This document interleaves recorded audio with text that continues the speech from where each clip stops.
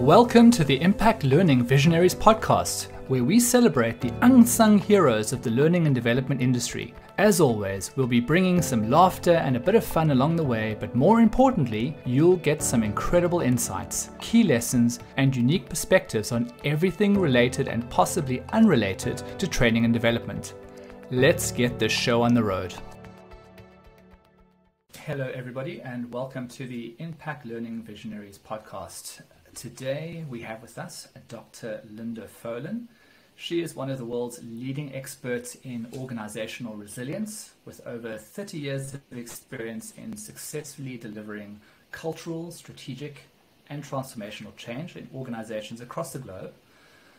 Lynda is also the force behind Inspired Development Solutions, where she leads a team in providing progressive and bespoke solutions that support their clients to achieve excellence. She's a regular contributor to opinion pieces where she provides valuable insight into a range of topics, from leading in a VUCA world, the needs of leadership in 2022 and beyond, and the importance of resilience as a game changer for business.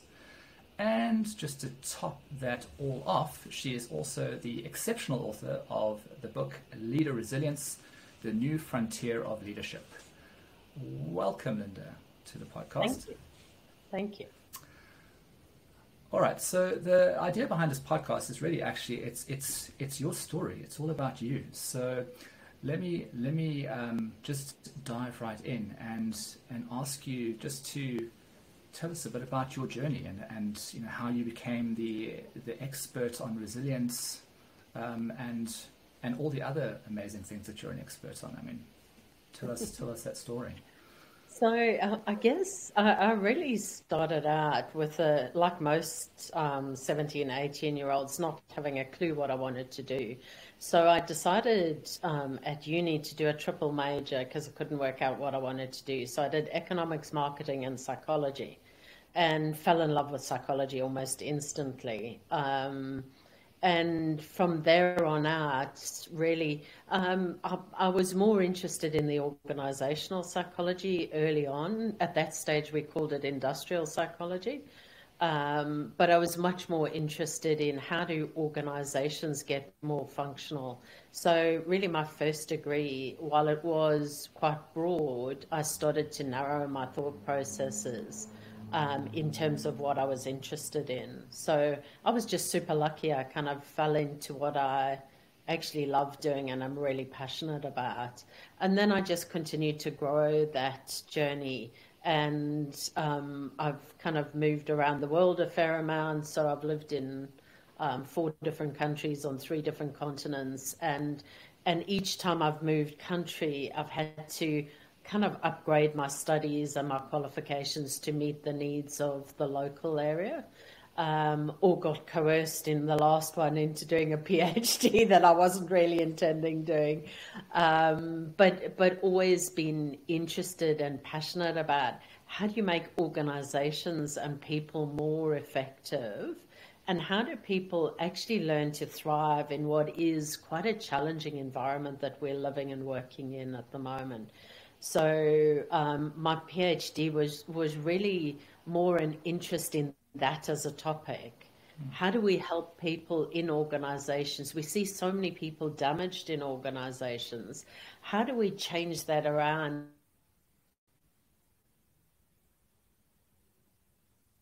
and actually help people end on the wrong end of an organization and get damaged by it? So that was really the driving force behind kicking off those studies. And I've worked in that field my whole career. So right from my very first job was in human resources, and then just kind of moved through that, through some great brands. So I was lucky enough to work for the Hard Rock Cafe, great brand to work for, Tesco, some really big, great brands. I was lucky enough to be with Tesco through the great transition when the organization was really transitioning. So I've had some great opportunities to see how organizations can transform. And now I do that really all the time in my job. That's brilliant. It's such a fascinating area. And You used a word I haven't really heard many people use when they're referencing employees in organizations, and that's the term you used was damaged, which I found quite a fascinating word. And maybe, I mean, from your perspective, when you've worked with organizations, I mean, how does that show up in these organizations? I mean, and I'm really curious, like, why that particular word? Yeah, we talk about culture a lot and organizational culture and the importance of organizational culture.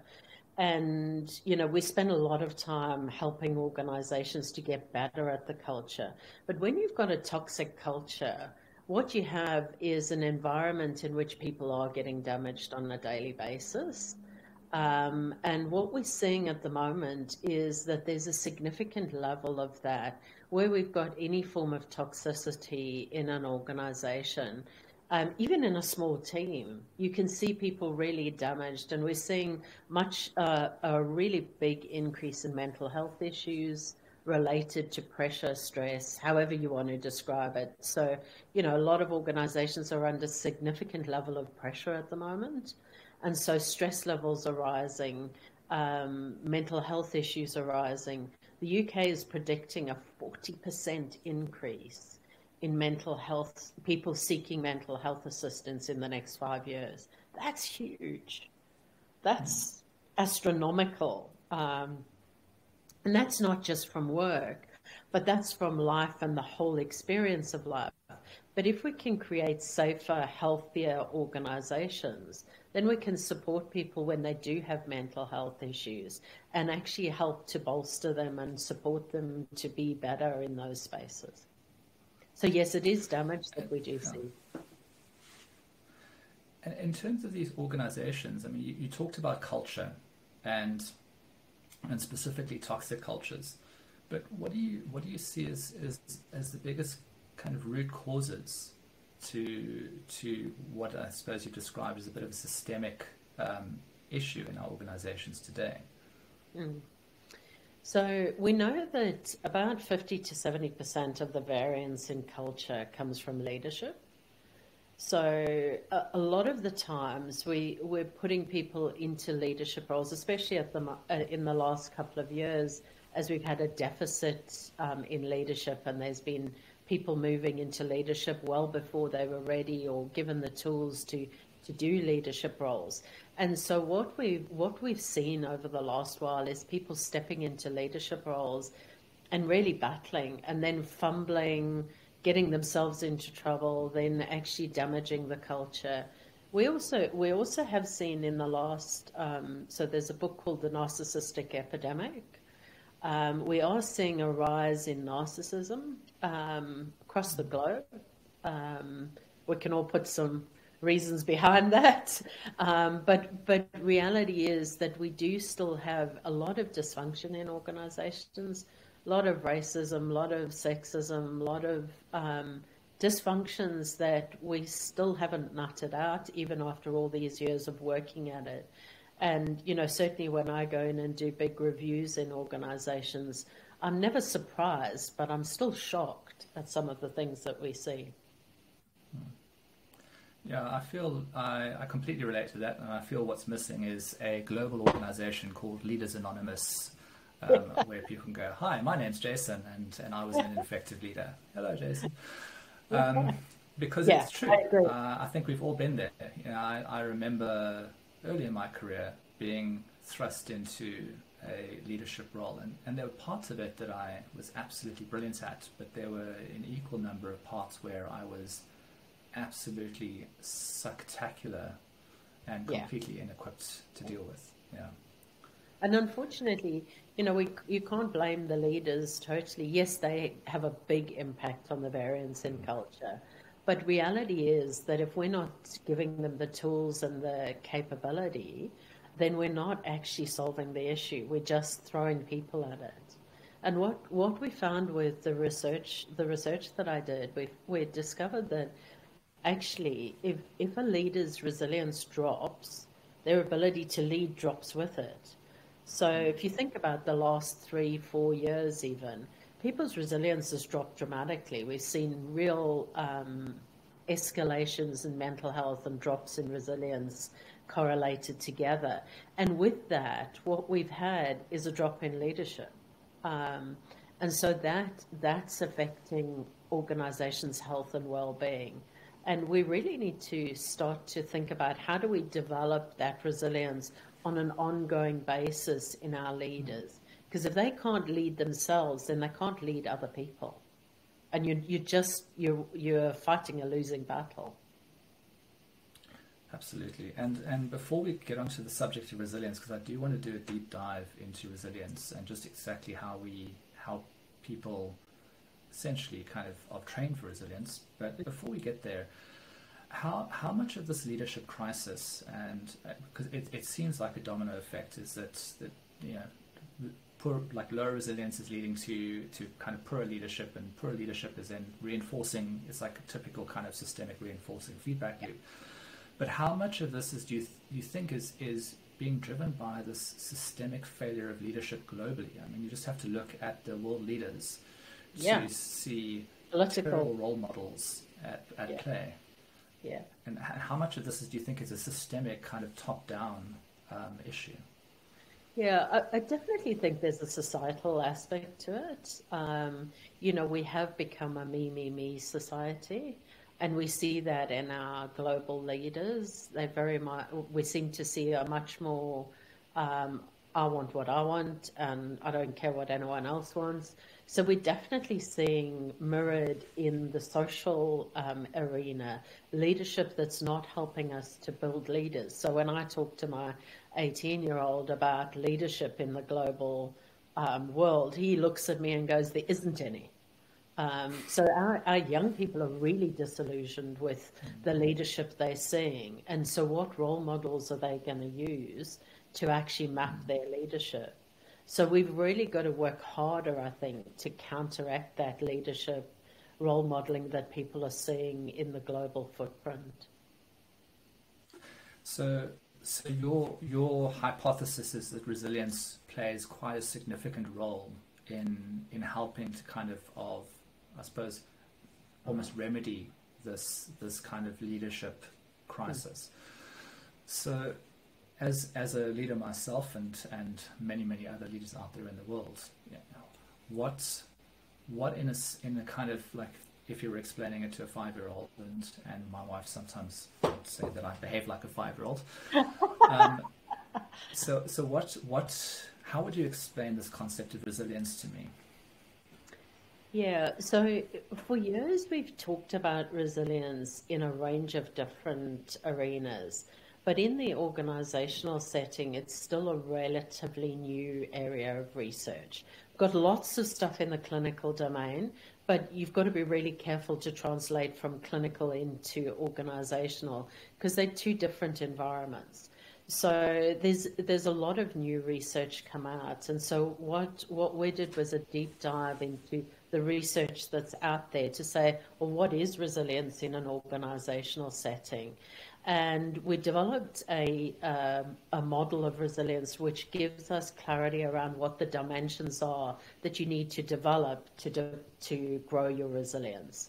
And so there are 3 key dimensions, and they're very psyche terms, but they're actually very simple in action. So the first one is locus of control. You've got to actually take back responsibility for your own actions. The minute you're in victim mode and going, woe is me, it's China or it's whoever's to blame, your resilience drops dramatically. And so that's the starting point. The second one is you've got to have good self-concept well-being, which in colloquial terms is emotional intelligence. So you've got to have strong levels of emotional intelligence. We know that leaders need emotional intelligence anyway. There's a lot of research basis for that. Their IQ has less play in their effectiveness as a leader than EQ. So we know that that's an important aspect. And the third one, and the highest correlation with resilience and with leadership capability, is constructive thinking, which is the ability to manage this piece of equipment that sits on top of our shoulders. Until we can help people to manage their minds, we really aren't making inroads into real effectiveness. Because if you think about any form of discrimination, comes from how you process the world. It's how you see other people. So unless we can change people's mindsets and shift their mental processing and what we describe as rewire their brains, then we really are battling an uphill battle with leaders. So those are the three key elements that we are developing with people and helping them. We help them to rewire their brains. We help them to build their emotional intelligence and to own their own outcomes. Those are the three areas that we work on.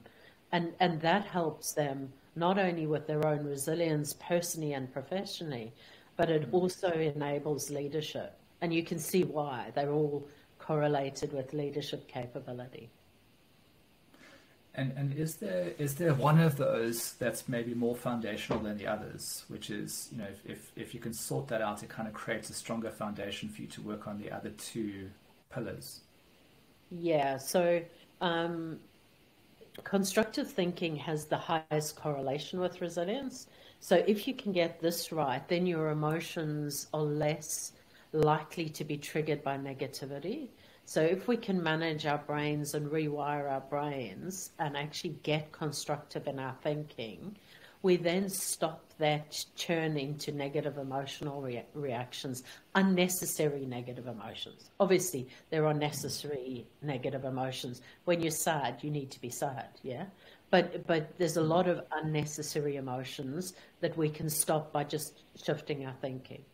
So that's super new research as well. So Seymour Epstein, who's one of the major researchers there, his book was 2014. So a lot of that's still really new in its and in its infancy, but we're starting to see massive impact from that work. I find if I can work with people with their minds, I get a way quicker shift than with anything else. Okay, and I guess because we haven't developed human cloning yet, you can't be everywhere at once. So for people out there who are, I suppose, you know, kind of going on this journey for resilience and taking a little bit of a cue from your experience, and specifically looking at that mindset, is I guess there's two components to it. Is how can you have that self-awareness of when you're kind of dipping into that space of negativity, you know, and then what would you do to kind of almost realign yourself towards that kind of positive way of thinking? Yeah, so there's a range of strategies, and my guidance to people is you've got to find the strategy that works for you. So we work through a range of different strategies that we help people to try out and use, and then they need to find the one that works for them. So we do lots around mindfulness, lots around meditation, lots around journaling, lots around belief shifting.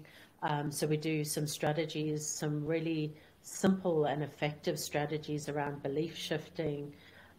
We do a lot of work around just bringing your thinking into consciousness. We call it self-talk, so you know your self-chatter, and really actually helping people to bring that into consciousness, because the minute it's conscious, then you can do something about it. While it's unconscious and just running, as for most of us, while it's just running, you're actually totally unconscious about its impact, and it could actually be interfering in your ability to use your logical processing, because it's just running in the background unconsciously.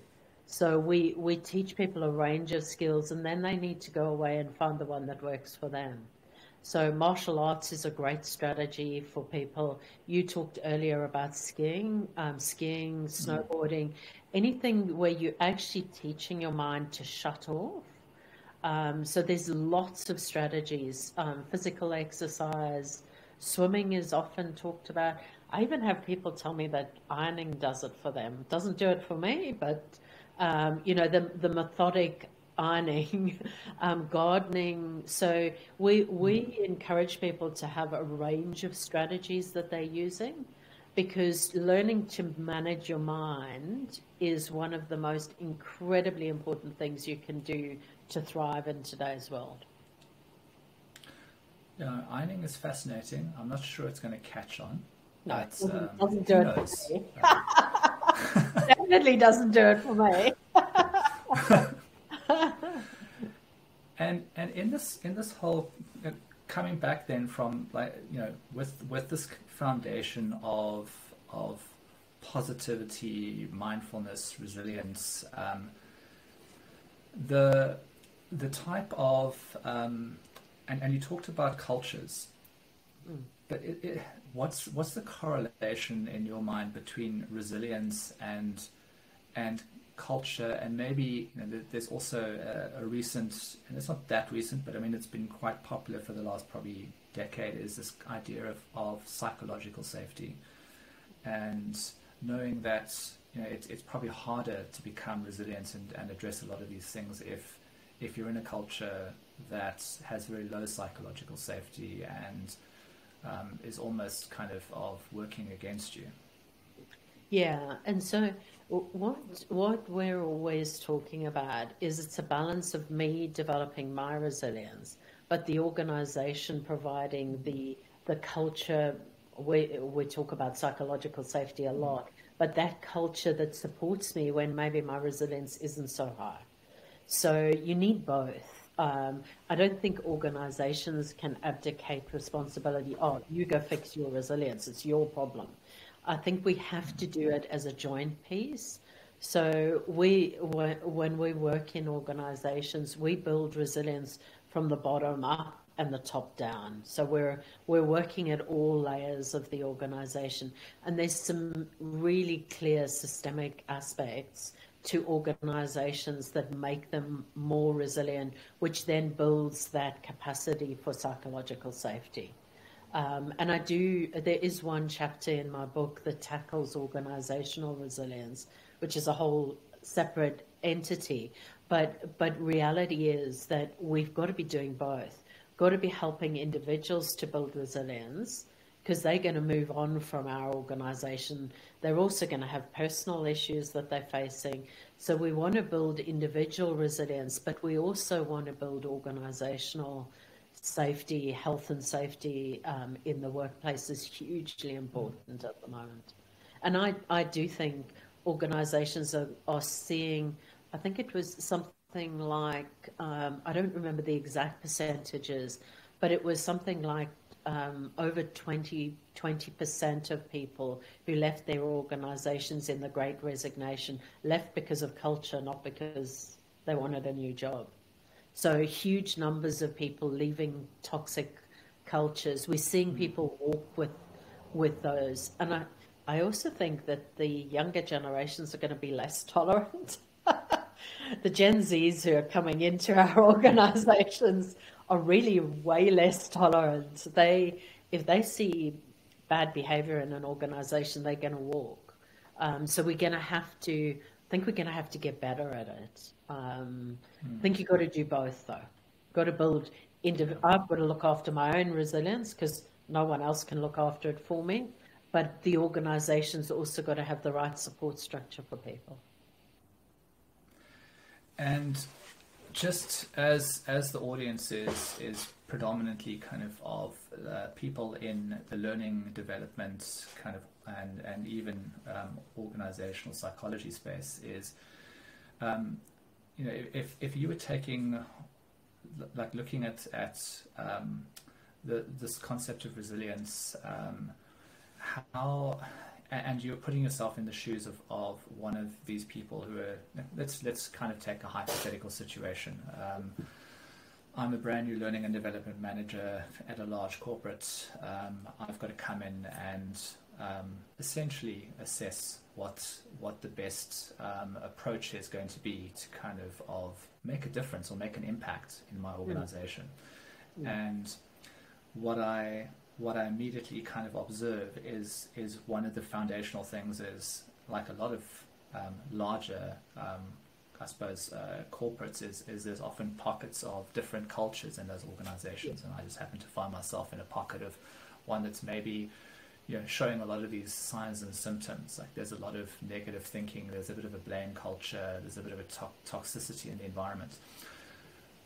What would be the one key piece of advice that you would give to that person who is trying to navigate that situation and scenario and thinking like, where can I make the biggest impact straight? Like, where do I start?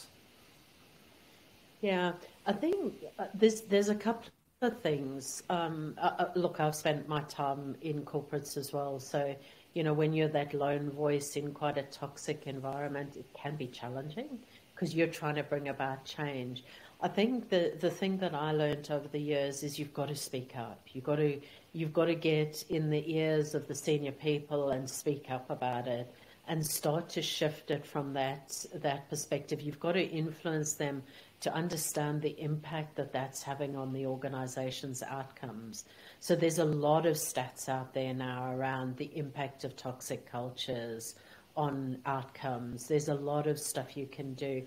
I would kick off with a culture survey as a starting point. If you can get that over the line, then you've got some data to go, look, we've got a problem in this pocket. It's fine over here, but in this pocket, it's not okay. So culture surveys aren't the be-all and end-all, but they at least give you some data. A lot of business people want data, they want numbers to tell them it's right or wrong. So a really good culture survey like the Human Synergistics OCI or any of the culture surveys that are really measuring culture are a really super great starting point for an L&D person. Rather than trying to train people in that culture, actually get some data that you can say, actually, we've got a problem here. And these are the aspects of the problem. Then you can develop an OD plan from that and start to actually influence the organization to say, this is how our people feel. Do we want them feeling like that or not? So data does help in big corporates. And even when I go in, if I can see there's a hesitancy from senior leaders, I'll suggest first off we do a culture survey. Because let's not change anything unless there's something that needs to be changed. So I would leverage a decent culture survey as a starting point for most organizational change, particularly if you've got leaders who maybe are sitting on the fence, you don't know whether they'll come on the journey. If you want to bring about change, that's a really great starting place. But it's tough when you're potentially a lone voice and you don't have senior leadership buy-in. That's where you've got to go. You've got to go to get that senior leadership buy-in. Brilliant. And I often ask people what they want to be when they grow up, in all ages. But I guess I'm going to shift the question slightly. Is you've had 30 years of kind of building up this wealth of experience and knowledge and wisdom. What is your aspirational goal? I mean, what is the one thing that kind of when you go into retirement and you start to become a skydiving skier, like basically falling off the sides of mountains on two pieces of wood, what would you like to say? At least I've banked and achieved that, or at least started on that journey, or started the world on that journey of change. Yeah, I think it's interesting because obviously I never really had an aspiration to do a PhD, but oopsed into it kind of out of interest. But I've always had a life plan. So I'm one of these people who knows exactly where I want to be in the next 5 years. And I guess the biggest thing I want to do is be able to impart the knowledge that I've gained. And that's why when my mentor suggested to me that I turn my PhD into a book, I went, absolutely not. I'm not doing another single piece of work. And then 6 months later, I was writing a book. I do think I have a few more books that I might want to pen to paper. I'm not a writer naturally, but there's a lot of stuff in my head that I can teach, but I can't get out to larger groups of people. So they might not be as complex and as research-based as the last one, but there's definitely some stuff I'd like to put into some sort of documentation. And also I'm growing a group of leaders behind me who can take the work that I've started and continue it. So I'd just like to see that continue through my organization. I have no aspirations that my son will ever want to be a psychologist. But I am growing some younger leaders behind me to take on that, that journey. And the passion that all of us in the organization have around growing people. I do what I love every day, so I have no desire to do anything else in a work setting. But I do have a few bucket lists still on my list from a personal perspective, and not jumping out of an aeroplane to go skiing.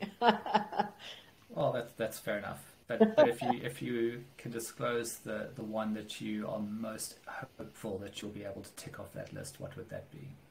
Oh, I am going to be ticking off one of the ones that's been on my list for a while. I'm going to visit the gorillas in Africa over Christmas.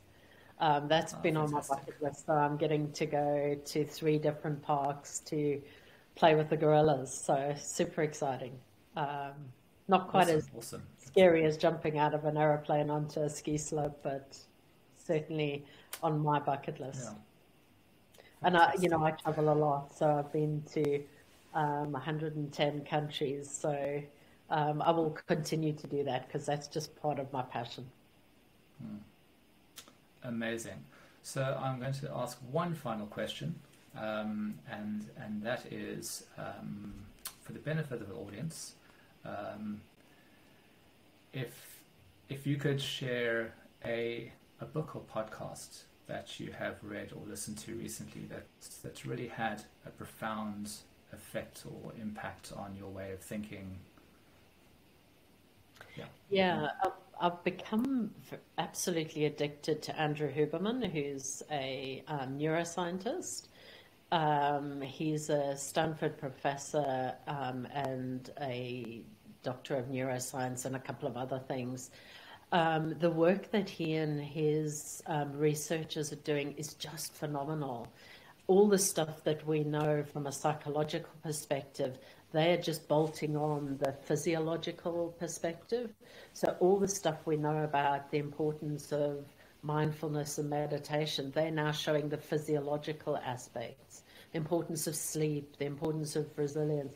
So I'm fascinated with the work they're doing. Quite often it goes right over my head because it's way too techy, but it's really, really fascinating what they're doing in the neuroscience world. And Huberman, he runs the Huberman Lab, which is, they put out a lot of stuff. And it is, I think anyone can listen to it. You might not understand fully the complexity of it. I certainly don't. But it's just really interesting. So some of the research is just fascinating. So yes, I'm addicted. Brilliant. That sounds amazing. I'm definitely going to go and check that out. Yeah. All right. Lynda, thank you very much for joining us today. And for those of you listening who want to go and read all about her fascinating book, just a reminder, it is called Leader Resilience, the New Frontier of Leadership. Dr. Lynda Folan, thank you very much for joining us. Thank you. Thank you for your time. Hey, thanks so much for joining us for this episode of Impact Learning Visionaries. If you found it interesting or helpful, please subscribe by clicking on the button down below so you don't miss our next one. Also, be sure to check out our Reality Bites blog for more information on how technology is aiding in learning development. Links are all in the description below. Go check it out. Thanks a lot. Bye.